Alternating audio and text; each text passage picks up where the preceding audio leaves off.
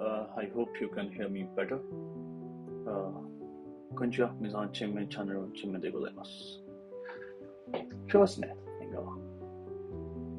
特別な動画を作ってみようかなって思って、この動画を撮っております。今回のタイトルは、Improve Communication Skill。特にビジネス日本語の場合は。So today I'm going to make a video in order to give you some few small tips which can help you to improve your communication skills in Japanese, specifically in business Japanese, because we all need business Japanese when we work or we all work, so we need it. In India or in Japan, no matter where you are working, but if you want to grow or work in this field well, then at some point of your life, you will be in need of learning business Japanese for sure. So if you are having N4 or N3 or N2 or N1 level certification, then I think you must learn business Japanese. So if you think that you are good at speaking like for N4 N5 level, if you think that you can take N4 N5 level of if you think that you can do N4 level communication, then you can start business Japanese probably. And then because after N4 you become able to understand business Japanese and the patterns. So if you know all that thing, then this video is for you. So basically, I just want to give you a few tips, and the tips are: the first is start listening first.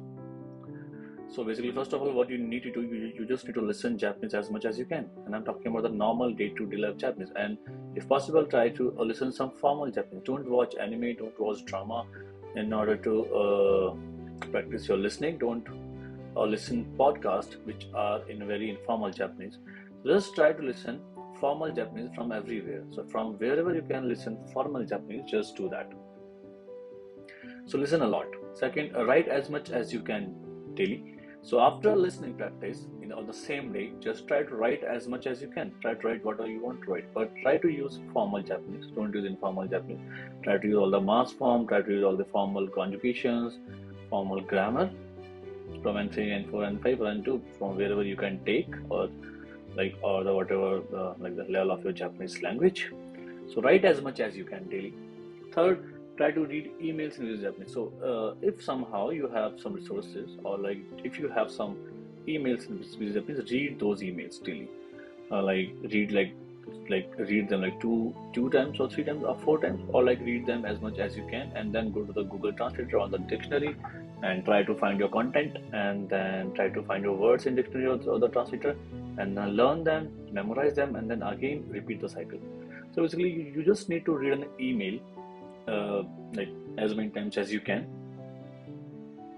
and then you have to translate it completely. You don't leave the email, or you don't give up on the email unless you don't understand it completely. So do that. So as of now, three tips we are having. But start listening as much as you can, the formal Japanese. Write as much as you can daily, the formal Japanese, and then try to read the business Japanese emails or email in business Japanese. Practice a paragraph daily, a week. So for a complete week, on a daily basis, you have to take a paragraph which is in formal Japanese, or if possible, is in business Japanese, and then practice it. Practice means speak it and write it. Speak it, write it. Speak it, write it. So you have to speak it, you have to the pronunciation of the entire paragraph, and then you have to read it or write it. So first say it, means when you will be speaking, you will be listening to yourself and then writing. So when you will be writing by yourself, you will be reading by yourself. So this one practice will cover all the four directions: listening, reading, writing, and speaking. So practice a paragraph for a week daily is the most important tip.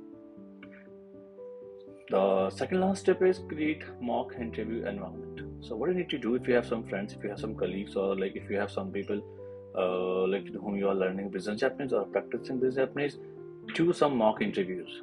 Ask them to take your interviews and you take their interviews in business Japanese. Call them, do Google Meet or Zoom Meet or whatever you can afford to.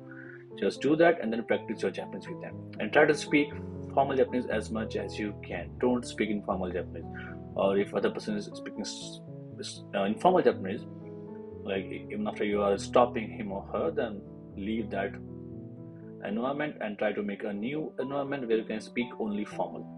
And most possibly, if If possible, then try to speak business Japanese or practice it.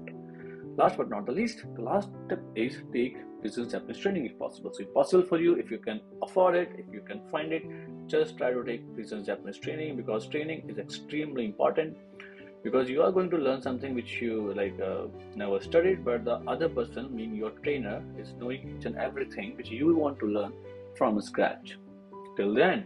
So that person can help you a lot and can save you a lot of time and can give you a correct guidance. So take business Japanese training if possible. So with the last tip, I would like to introduce my business Japanese classes or training to you.